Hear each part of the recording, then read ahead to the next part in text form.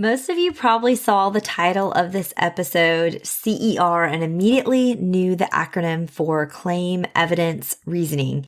And if you did not know that, have no fear because we are going to be talking all things CER today. Now, I will tell you this.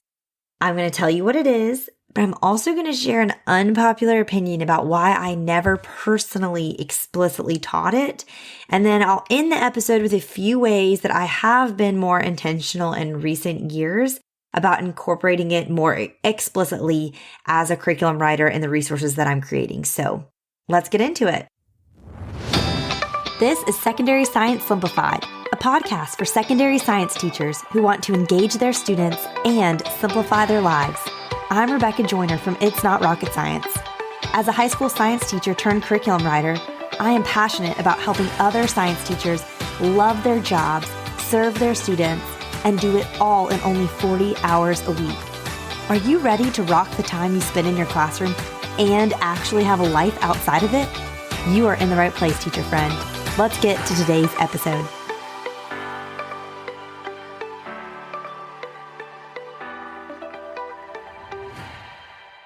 Okay, let's start with what it is. So if you didn't know, CER stands for Claim, Evidence, Reasoning, and it is a model or structure for students to construct explanations. So they're answering a question, and this is going to guide them in how best to thoroughly answer the question.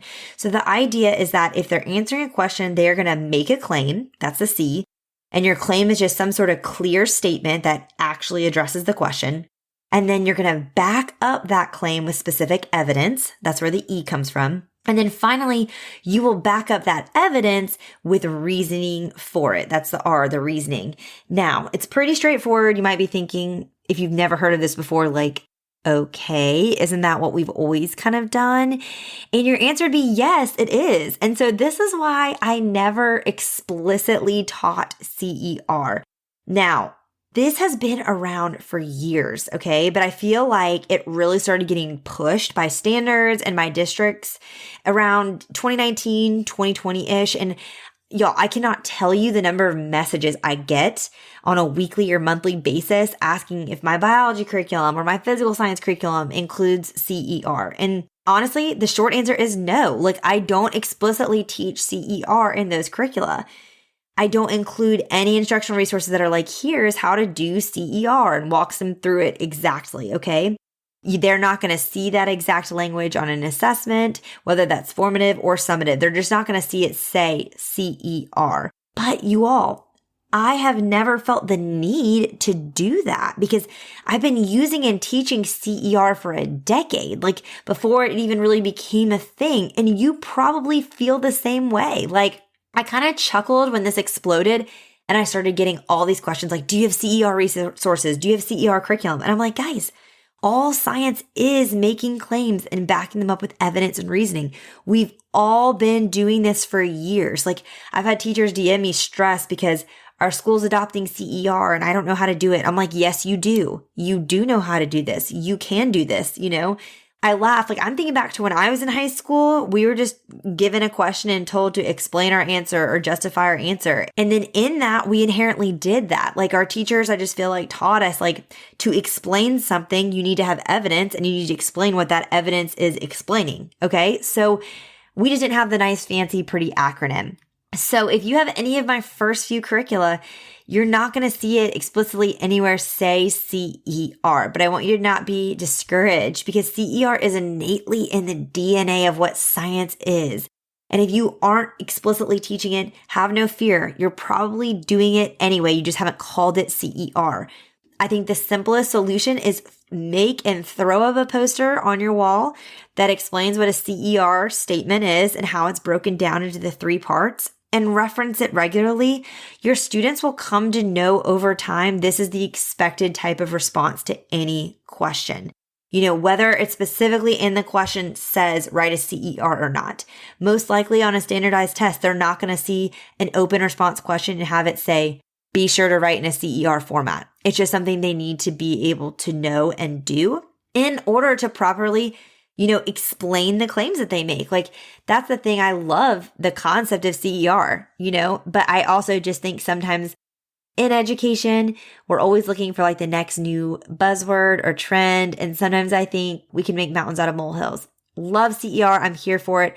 But I just want you to know, if you're not seeing it, don't fret. Like, you can be explicit about teaching your students that's acronym if you would like, because all the resources point for you to be able to do that. Now, all that being said, I am trying to be a little bit more intentional now with the resources I'm creating now and incorporating that, just because, again, the number of emails about it. I feel like I've had this same conversation with so many different teachers over the years. And so when I wrote chemistry specifically, I made sure to like include one resource that's in the first unit that has them make a CER mini poster, and you can go through that language there. And then I try to reference that language in other places as well. But I will say I was hesitant for a while, because one thing I try to do when I write curriculum is make curriculum that is timeless. And not because I don't want to update it, because if you follow me for a while, you know I am constantly updating and tweaking things, and even doing mega revamps. Like biology got a mega revamp 4 years after I first wrote it. And so I'm here to do that. I just don't want, there's always going to be like a new trend and a new buzzword and a new thing. And I try to avoid those, because come 2 years, 3 years from now, it might be obsolete and there's going to be a new thing. So like, for example, I don't write my resources and my lesson plans in the 5E format. I adore the 5E model, and it has been around for a while, but like, I swear, as soon as I rewrite everything to be written and formatted in the 5E way, there's going to be a 4G model or a 6T model, and I don't want to have to reconfigure it again, because now the 5E is outdated. Instead, I use the general premise of that, which I absolutely love. The idea of engaging and exploring concepts with our students before we explain it and extend and all that jazz. Like, I love that. It's great that I keep that in mind as I'm constructing my lessons and writing my unit plans, but I'm not officially formatting all of my unit plans in that way. And that's kind of how I feel about a lot of the tech resources too that get a lot of buzz, you know, Edpuzzle and Peer Deck and Boom Cards. I get a lot of emails about those too. Do you have anything on Peer Deck? Do you have anything on Boom Cards?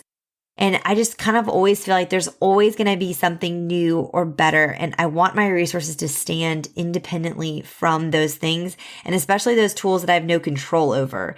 And so I hope that the curriculum I create is such a solid foundation. You're freed up so much that if you want to get jazzy with tech on top of it and throw in an Edpuzzle here or there, whatever, you can, because you've reclaimed so much time with not having to ever lesson plan again or write another test, that you now have the capacity to do some of these extra things on your own that'll best serve your students. Like, go for it. I love that for you. And I do try to create resources that feel like they'll kind of stand the test of time and any sort of educational trends. And again, all of these are good things. Like, all of these trends are not bad, but I also think because it's a trend, it's constantly changing. And so I have to be cognizant of that in terms of how I write. So I just hope this little mini bite-sized episode encouraged you. Like, if you haven't been using CER and you want to, it's so easy to start. You might already be doing it. You didn't even realize it. And also, I hope that you found a little bit of jam-packed help in this tiny episode. I wanted to test out doing a different length of episode and see kind of how it goes over. So let me know what you think about the shorter episodes, or if you like the longer deep dives we typically do. And last thing I want to say is, don't feel discouraged if you haven't been specifically using this acronym. Most likely you're still probably teaching your students this way. So don't be discouraged if you're not using CER. If you want to check out any of those complete units of mine that don't explicitly teach CER, you can find them in the show notes at itsnotrocketscienceclassroom.com/episode 118. And leave a review today if you like this short mini episode and you want to see more kind of short form content like this in the future. Let me know in the review section. All right, teacher friends, that wraps up today's episode. If you're looking for an easy way to start simplifying your life as a secondary science teacher, head to itsnotrocketscienceclassroom.com/challenge to grab your classroom reset challenge. And guess what? It's totally free. Thanks so much for tuning in, and I'll see you here next week. Until then, I'll be rooting for you, teacher friend.